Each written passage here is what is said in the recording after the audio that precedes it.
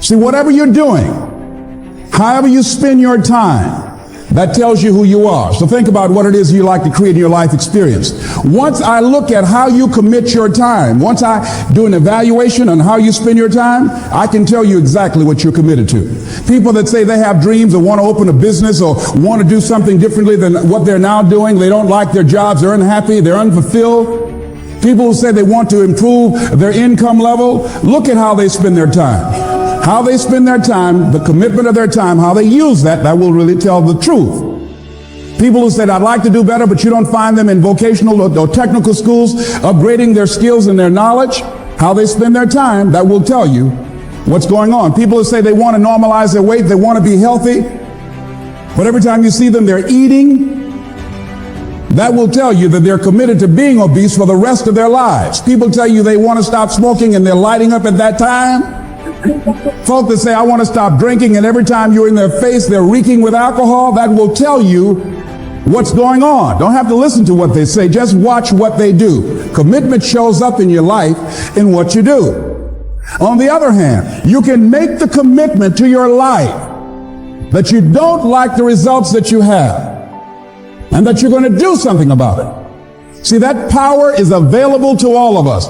People who look at life and decide, I want something different for myself. Carol Hatfield. Carol lives in Detroit, single mother, decided that she wanted to go into her own business, did not have enough money to do it. She wanted to have a health food store. She sold her car and used the money to start in a little storefront, a little hole in the wall. She rode to work on a bicycle. And then when she got enough money, she bought a motor scooter and did that for a long time. She's now a very successful person. She now has 3 health food stores. She said it was hard. It's a struggle, Les. She said, but I did it. She said, I made the commitment to do it, and I did it. Why is it that people are frightened by commitment? Because when you say the word commitment, that intimidates a lot of people. Why? Because it means you have to deliver. See, most people, you ask them, hey, look here, I'd like for you to do this. And they'll say, I'll try. I'll try means that is my escape clause. When I don't come through, it's really a polite no. I don't have the courage to tell you no, so I'll tell you I'll try. Hey, look here, I need you to come to this meeting. I'll try. I said, what do you mean? You're going to lean toward the meeting? Try and sit down. You either do or you don't. Try and take this pencil out of my hand. You either do or you don't. There's no such thing as try. So most people like to use that language. They don't want to commit themselves because commitment means, among many things, no excuse is acceptable. That's what it means, no excuse. That if you decided that you're going to do this, if it becomes hard, then do it hard. If it's difficult, so what? If it's inconvenient, so what? See, a lot of people made a commitment to come here tonight, but they looked outside and said, it's raining. The temperature dropped. It's cold outside. And they decide to give up on their commitment. And that's how people do about their dreams. They don't honor their commitment to themselves. Let me tell you what happens when you don't keep your commitment. Number one, it begins to deplete your self-esteem and it erodes your self-image.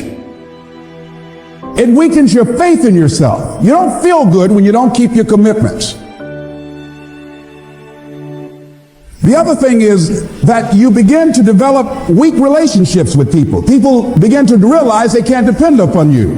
They can't rely on you because you won't keep your word. You've established that kind of reputation. Just think, what would your life be like if you decided to keep your commitments?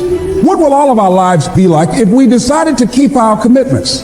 That we decided to do the things that we said that we were going to do. That we wouldn't even speak it unless we were going to do it. If we decided just for a week, just see what your life can be like. Let's do it for a commitment to make it a 7-day commitment that I won't say I will do anything unless I'm going to do it. And find out what your life will be like. Let me tell you what, if you follow it through, if you keep your commitment to the commitment, at the end of the 7 days, you'll feel strong and powerful. Because by honoring your commitment, each time that you do, that empowers you. whatever discipline that is required, whatever it is that you must do. So I'm suggesting, number one, commit yourself to live in the present. I saw the movie, The Dead Poets Society, Robin Williams, and they had a line in there, seize the moment. Many of us are not able to move forward and develop and manifest our greatness because we spend so much time looking back or worrying about the future. Seize the moment. See, you cannot go into the future and manifest your greatness when you have various things in your life that's blocking you.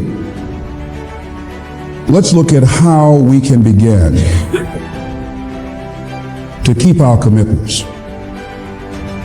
Remembering what Dr. Robert Anthony said about results. When you keep your commitments, you're able to produce some different kinds of results in your life.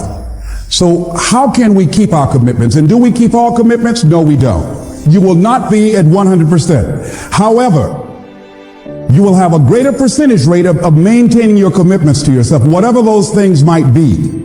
If it's going into business, if it's changing a habit that you know that works against you, if it's overcoming self-destructive behavior, if it's retraining your thinking, if it's reinventing yourself, if it's trying to begin to design your relationship differently, all of us have the possibility, by focusing and really harnessing our attention and concentrating on it, we really have available to us the power to honor our commitments in those particular areas. So number one, make it priority. See, no one would go get on an airplane if you thought your chances of getting there to your destination were as good as your luggage. Am I correct? See, and I say the reason that you will reach your destination more times than your luggage will is because the airline, and I'm glad that they do, has made it a priority to move the human beings from one point to the other safely. Not send you off to Boston or someplace with your luggage. So I'm not really upset when my luggage doesn't show up. I'm glad they delivered me because they've made me a priority. See, they have made delivering you to your destination important. So if you want to honor your commitment, whatever you decide that you're going to do, make sure you make it important. Make sure it is priority. Keep it before you. The other thing is, whatever that you want to do, whatever you want to begin to create and beginning to manifest your greatness and strengthening your level of commitment, and it's really exercising your will, find something that you want to do on your goal, one action step, but make sure it stretches you, that it challenges you, but it's doable, that you can do it. This year I decided that I was going to exercise. So I started out doing just 10 setups and 10 push-ups. I know I can do that and not get upset about it. I can do that without thinking. So I started out small. Now I'm up to 50. But if I try to do 50 starting out, I wouldn't still be doing it. So I started doing it in manageable segments. Do that. And that strengthens your will. So my commitment now is strengthened and fortified by the activity of actually doing it. So now I can expand and build from there. When I decided to begin to manage my money differently, and I started saving 5% of my money, then I increased it to 10%, then to 15%. So now I have disciplined myself to live off 75% of my income. I took discipline to do that, but I started watching how I was spending my money. I started keeping a log and following myself. So you want to begin to find something that is manageable, that you know that you can do. The next thing, in beginning to keep your commitments to yourself, have some friends that will hold you accountable, that won't let you off the hook, that won't tolerate anything less than the best from you. People that will support you in this new way of being, in this new state of consciousness. The other thing is that important is have a contingency plan. See, many times when you make a commitment to do something, there are some other variables that will happen that you can't control or you perhaps did not think about. So you want to have some other plans going on. You want to become creative. See, most people don't keep their commitments because when something goes wrong, they just stop. They don't have a contingency plan.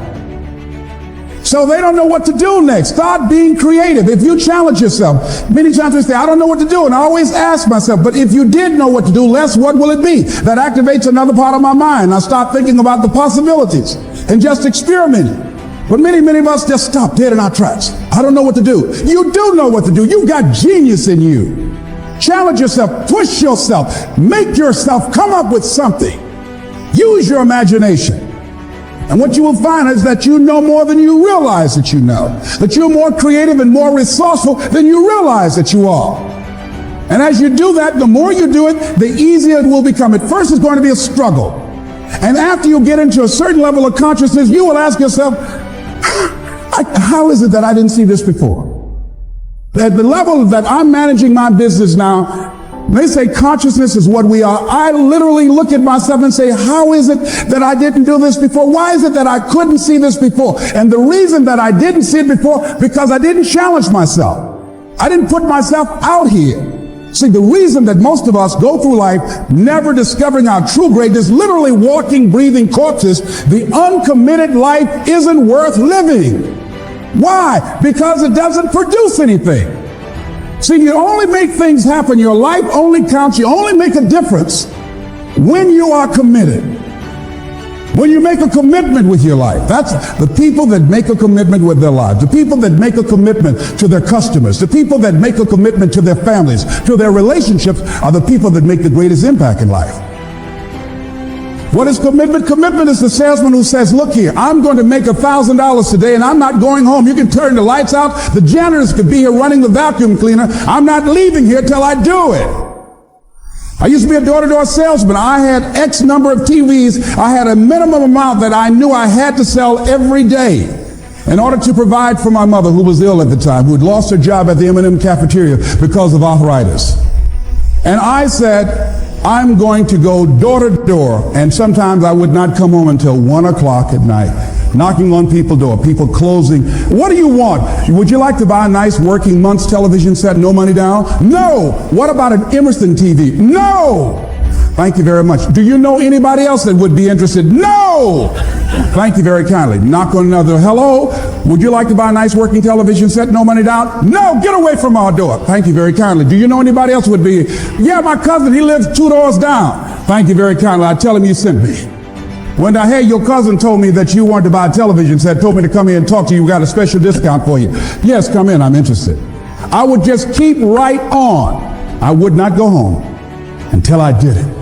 It's an interesting thing, ladies and gentlemen, that when we put ourselves in a situation where we say we're going to do it, it puts you in another zone where the universe responds to you.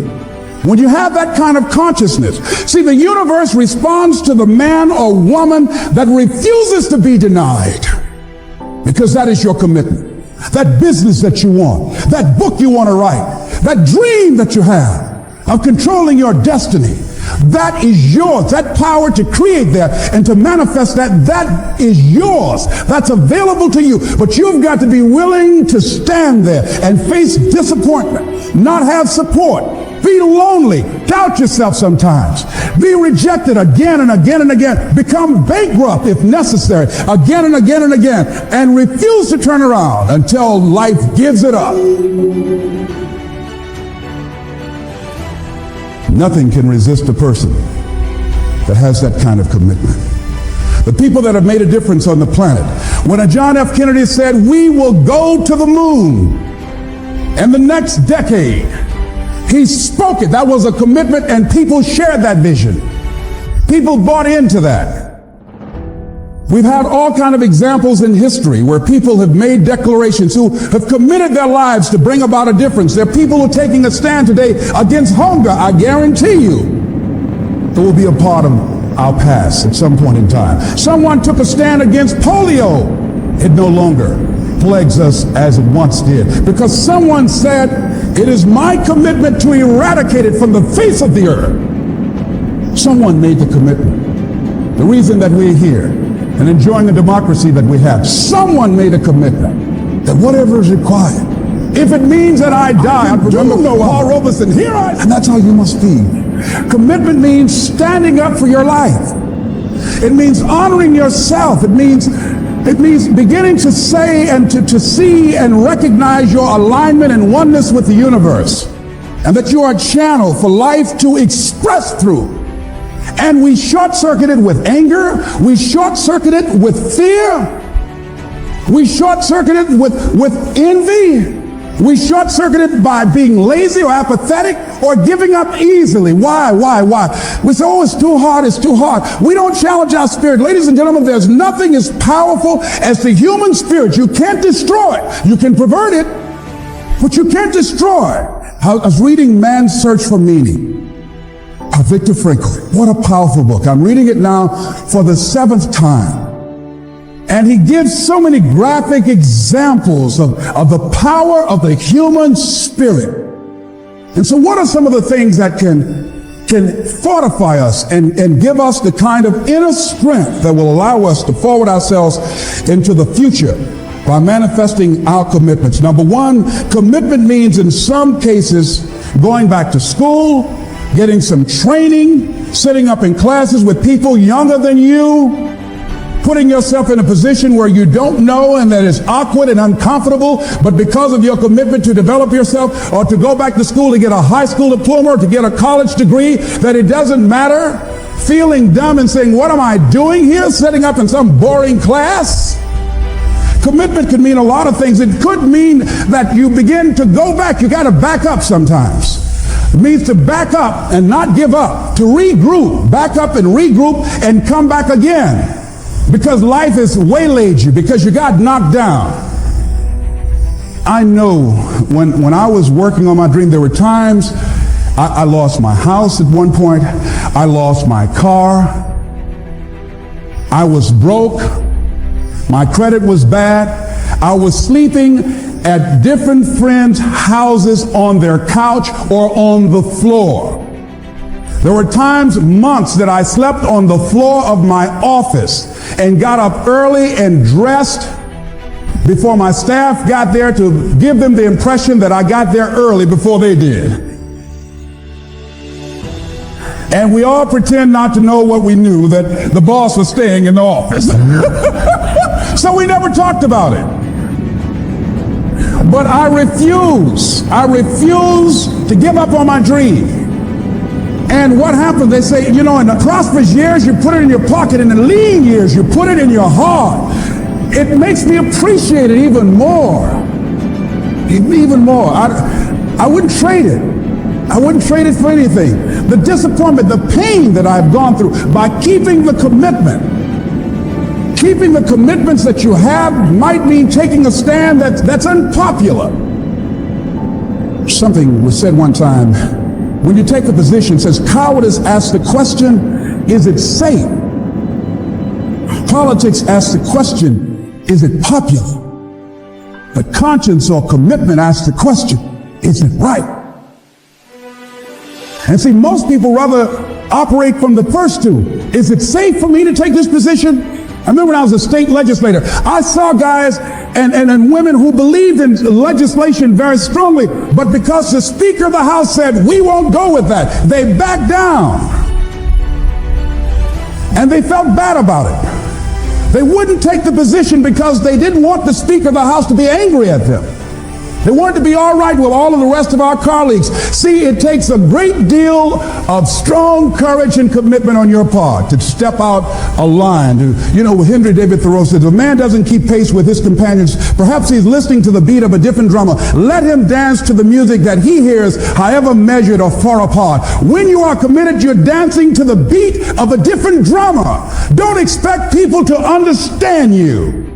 Don't expect it to make sense to anybody why you've got to do this, why you have got to go, why you leave. This is a good job. I'm going. They pay you well. I'm going. You just a few years for retirement. I'm going. Why? I don't understand. You don't have to. I'm going for me. Because I've made a different kind of commitment with my life. This is something I have got to do. Commitment. It means taking a stand. Taking a stand for you. It means delivering. It means coming through. What if you don't keep your commitment, Les? What if you give it everything you have and you come up short? Or if you don't give it everything you have? What if you get weak along the way and you throw in the towel on yourself? You surrender to your emotions. What then? A lot of people become discouraged. They become frustrated and they say, oh, what the heck? And they go back to doing what they were doing before, saying it doesn't work. Here's what I suggest. Number one, that does happen. So take total responsibility for it. Just own it. Don't make any excuses on why you gave in or why you didn't come through. Just own it. And face the flak, whatever it is. Stand up inside yourself. Next thing is, assess the situation. How did you get here? What happened that you broke down, that you had a breakdown and you surrendered? What happened? What was going on? See, when I used to go on a diet, and I no longer do that, I've made a commitment to a healthy lifestyle. I used to eat up until 12 midnight on Sunday. Anything that wasn't moving. And on Monday, I would get up and eat a fruit, get a light fruit breakfast, and for lunchtime, I would fix some broiled chicken and meticulously peel the skin off and eat the chicken, and then eat the skin.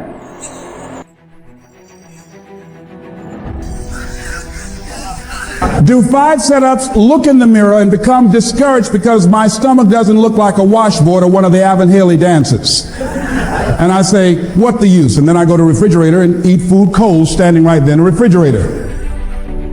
So when I evaluated where I broke down, I realized I can't have junk food in the house.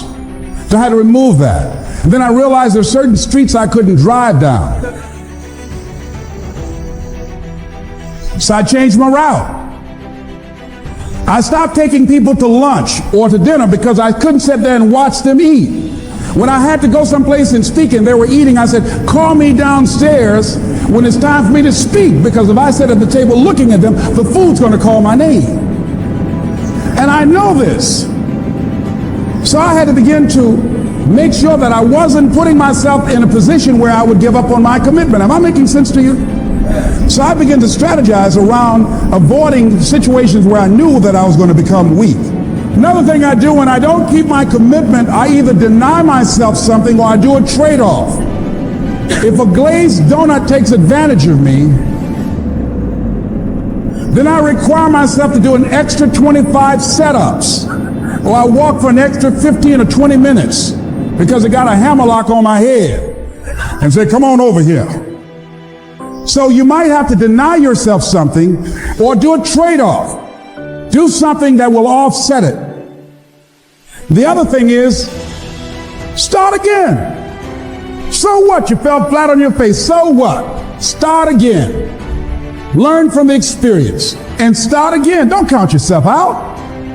Don't sentence yourself to a lifetime of being miserable, a lifetime of being broke, a lifetime of being unhealthy, a lifetime of being in a relationship that is no longer fulfilling to you, a lifetime of working on a job that does not bring you satisfaction, that's not giving you the creative urge that you need and that got to have in your life that stimulates you. Don't sentence yourself like that. You are a human being. Don't volunteer your life that way. Your life has too much value to the universe. You've got something to contribute. You've got something to give.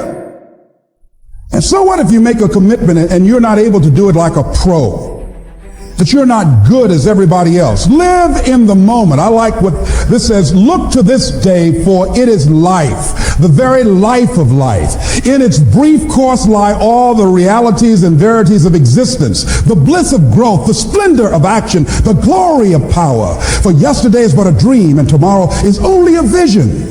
But today well lived makes every yesterday a dream of happiness, and every tomorrow a vision of hope. Look well, therefore, to this day. See, if we just start enjoying where we are, if we make that kind of commitment to enjoy where we are, to experience the experience of life where we are, to do all we can right now where we are. Forget about the mistakes yesterday. Forget about all your failures yesterday. Forget about what you don't have. That's not important. Only thing that we have is right now. Right now, right now. And I say that life is calling on you to call forth on that. The optimists, which I think one of the most positive groups in the world, they have something called the Optimist Creed, and I like, it says promise yourself. I changed it to commit yourself, because I think that commitment has more power than promise. It says commit yourself to be so strong that nothing can disturb your peace of mind. To talk health, happiness, and prosperity to every person you meet. To make all your friends feel that there is something in them. To look at the sunny side of everything and make your optimism come true.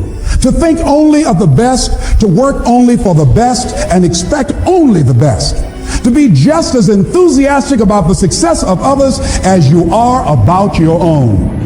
To forget the mistakes of the past and press on to the greater achievements of the future. To wear cheerful countenance at all times and give every living creature you meet a smile. To give so much time to the improvement of yourself that you have no time to criticize others. To be too large for worry, too noble for anger, too strong for fear, and too happy to permit the presence of trouble. Commit yourself to these things. Isn't that powerful? What a commitment to make with your life. Commit yourself to stretch, to get outside of your comfort zone and not be concerned about what people think about you, because they're thinking it anyhow.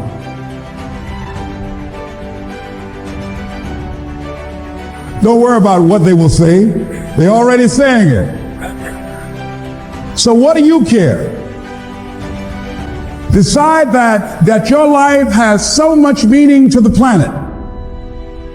Decide that you have something to give. That's why you're here. See, you didn't just show up. You brought something here. You're on a journey. You have a destination, mission to achieve, to do, to implement, to perform, to experience. Decide to commit yourself to be an adventurer in life. Look out on life around you. Look within yourself and say, where is it in my life that I need to make a commitment right now? Where is it? That it might be for your health. It might be to be a happier person. It might be to make a difference in your community. It might be that. Where is it? I say that commitment shows up in the man or woman who has some idea, some dream that they've been nurturing within themselves, and no one believed it. No one saw it for them. That they weren't masters at it. They weren't experts at it. No one would build a statue and ever call their name and recognize them. They never made it to the front page of the newspaper, but they had something that was theirs, something that was their baby, something that they loved and they believed in, and they just did what they could with what God gave them with their dream. Commitment shows up, and people that are willing to give themselves a chance, who look at their lives, look within themselves and say, I know that this just cannot be it for my life. I know that there's something I'm supposed to do. I don't know right now. Or maybe you do know. Maybe you do know and you've talked yourself out of it. And I understand that. Because I'm late. No. Everything happens as it should. I got the courage to step out, to become committed. I was seriously not serious before, and I decided, it took me some time to build up the courage to become committed because it frightened me. So I understand wrestling with it. I wish I can tell you I've been doing this for 20 years. I haven't. I'm just glad that I decided to become committed before I left here. And wherever you are, decide that you're going to commit your life now. And let it show up in your contribution. Let it show up in what you have to share. And whatever commitment that you make, honor your commitment as yourself. Honor your word as yourself. Whatever you put out there, do it with what you've got. I want to thank you very much for your consciousness. This is Mrs. Mamie Brown's baby boy, Leslie Calvin Brown, saying it's been a plum-pleasing pleasure as well as a privilege. Thank you all.